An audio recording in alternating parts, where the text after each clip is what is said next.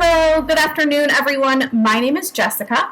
I am a psychiatric nurse practitioner, and I work in community health in an outpatient office here just outside of Tampa, Florida.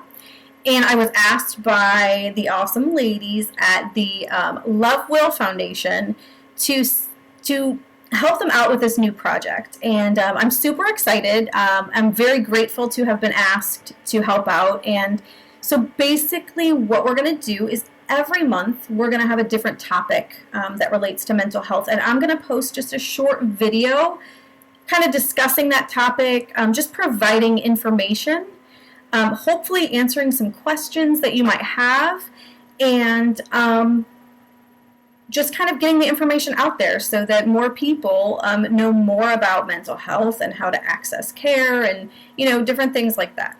That being said, this is the first installment of this process, and what we decided to talk about today is kind of it's kind of a who's who in mental health, so that when you make that super difficult but super important first step, right, to make an appointment to see someone to get help, who do you see, right? Like when you Google it, like you're going to get names with all these initials after it, psychiatrists, psychologists, nurse practitioners, social workers. You're going to find all these different people who are able to do therapy.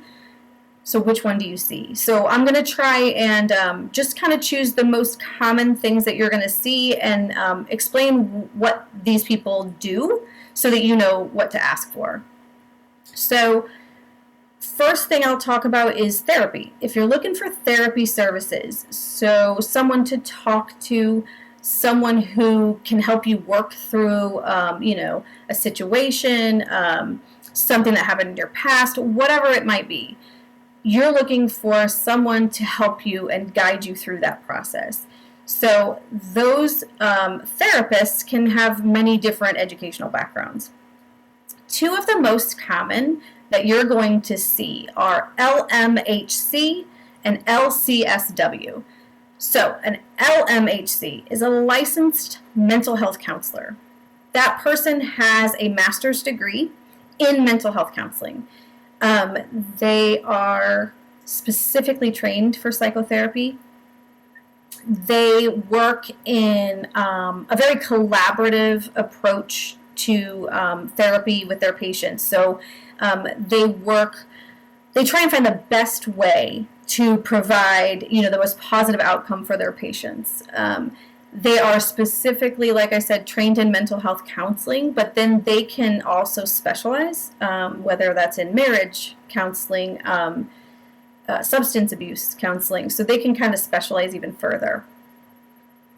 Once they graduate with their master's degree, they are required to have, a certain amount of hundreds of hours of clinical time. They have to pass a board exam, and then they are, issued a license. So it's regulated, their education. That being said, a licensed clinical social worker, this person has a master's degree in social work. So they just have this extra little aspect, right? They have this sociology aspect to their educational background. So they're basically a social worker, and they have training in therapy. That person is able to be employed in many different settings. They can choose to be in a hospital and work as a social worker. They can be, more case management kind of situation in a hospital. They can work in government agencies like adoption offices or the Department of Children and Family Services. So they have a few more avenues that they can choose from as far as where they'd like to work. They also are required, to have the master's degree, pass a test, get licensed by the state, and also, have clinical hours just like the LMHC. Once they, have passed all those regulations and they're licensed, the way they practice, I don't know if there's really a huge difference, okay? So my advice would be definitely to choose someone who is licensed, so either the LMHC or the LCSW. because we know they're regulated, and they had to pass all these certain steps to get that license. So that is important. However, I would focus more on their clinical experience. So like if you, have trauma in your past that you want to have help dealing with, find someone who has, a history of an experience in trauma therapy. If you, have a problem with a specific phobia, try and find someone who has experience and worked with that specific phobia. So I would be less concerned about their educational background, as long as they are licensed so that you know that it's regulated by your state. But I would be, concerned that they have experience in whatever your individual need is. So, like I said, I don't think there's a huge difference in the way they practice, because once they're out and they're doing, their job, the way they practice is kind of up to them. If they decide to, follow one specific theorist or use, cognitive behavioral therapy, for this disorder, those are kind of up to them and based on their experiences and what works well for them. So, I would really recommend making sure that they just have experience in whatever area you need. The one difference I will mention is if insurance is an issue. So if you are insured by Medicaid or Medicare, a licensed clinical social worker is the only person that you can see. That's all that those agencies will cover. So, and that has nothing to do with the quality of their care. That really is because an LCSW is one of the oldest professions in mental health. So it just, when, Medicare and all that started, that's all that was available as far as therapists. So that's what they cover. They just have not changed things, in that long. And so the LMHC comes along as a new, degree possibility, and they just never added that on to what they cover. So if that's a factor, then, stay with your LCSW so that you're getting your maximum benefits. You're not going to have to pay out of pocket for that. So the next thing, if you feel that medication will be beneficial, or maybe you're already on medication and need to find a new provider, or maybe your primary doctor, has said, hey, listen, I'm happy to start this, but I need to refer you to a specialist. Either way, if you think medication is going to be beneficial or something you're interested in, you would need to see someone who has prescription privileges. That will include your psychiatric nurse practitioner and your psychiatrist. Psychiatrists, obviously the difference there is going to be educational background. So a psychiatrist goes to medical school, they do their 4 years of residency just like your, family doctor, and then they choose to go into this extra, 4 years of psychiatry training. It actually probably ends up being even more than that because they specialize and do all these fellowships, and it's a lot of school.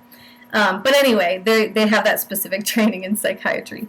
So a lot of people think of a psychiatrist and they think, leather couch, I'm going to lay there for an hour, talk to this person, they're going to write me a prescription, give me a diagnosis, and then, I'll see them every week until I feel better.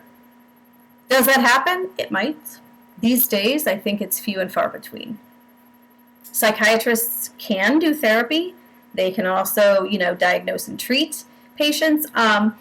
I think for the most part, a lot of practices nowadays, especially if it's a group practice or, through a hospital care system, what they do is they utilize their psychiatrists for, the initial psychiatric evaluation, diagnosis, and then, to give a treatment plan, to recommend a medication, and then for medication management as a follow-up. The therapy services are usually done by your LMHC or LCSW. The psychiatric nurse practitioner is similar in some of the things that a psychiatrist can do. Obviously, there's a difference in, background of education. So, for instance, so I have to have, I don't have to have, in order to work like this, I have to have it, but I have a master's degree in nursing. I then also have, on top of that, clinical hours that are specific to psychiatry. So I have the same prescribing privileges that a psychiatrist has.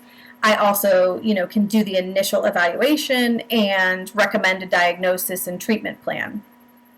In our practice where I work now, we have both. We have psychiatrists and we also have nurse practitioners, and we work basically in the same capacity. We see patients when they're new. We follow up as a medication management, but in our role, we don't do therapy.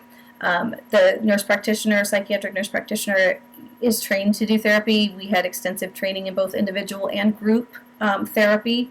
So, in some other settings, that might be something that they do. But for me personally, right now, it's just not something that that I do.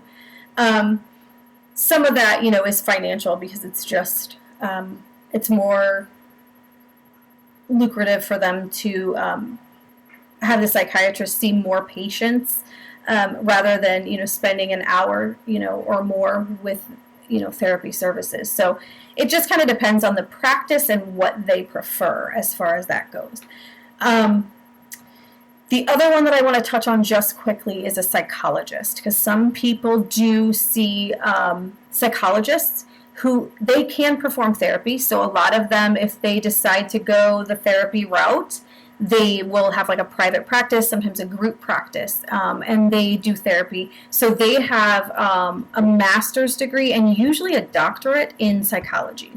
Their educational background is much more research-based rather than clinical.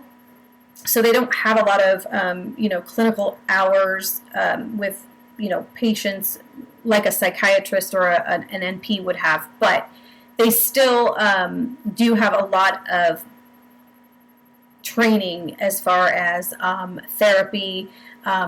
Psychology obviously is big with theories and just different approaches to how to handle mental illness.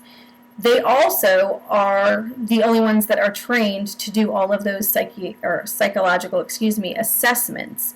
So they are employed by a lot of school districts to help with assessments with the kids. So gifted, to see if they're testing, to see if they go to a gifted program, they do that kind of assessment.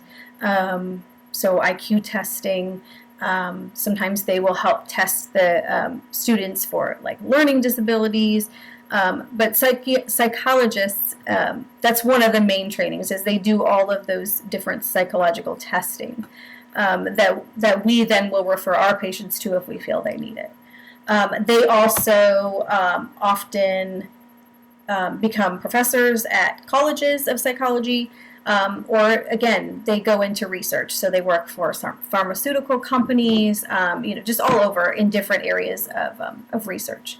So those are the most common things you will see when you're trying to seek out care with mental health professionals. Those are really, I think, the most common things you're going to find. So hopefully that answers a few questions, or provides a little bit of guidance on what you need specifically based on what you're looking for as far as your care. If you have any questions, or if I confused you more with all of the information, please reach out. Like I said, you can email me directly, or you can reach out to the Love Will Foundation through social media, and we will get back to you as soon as possible with the information. So I hope this was helpful. I appreciate you watching, and I will see you next month. Have a great day.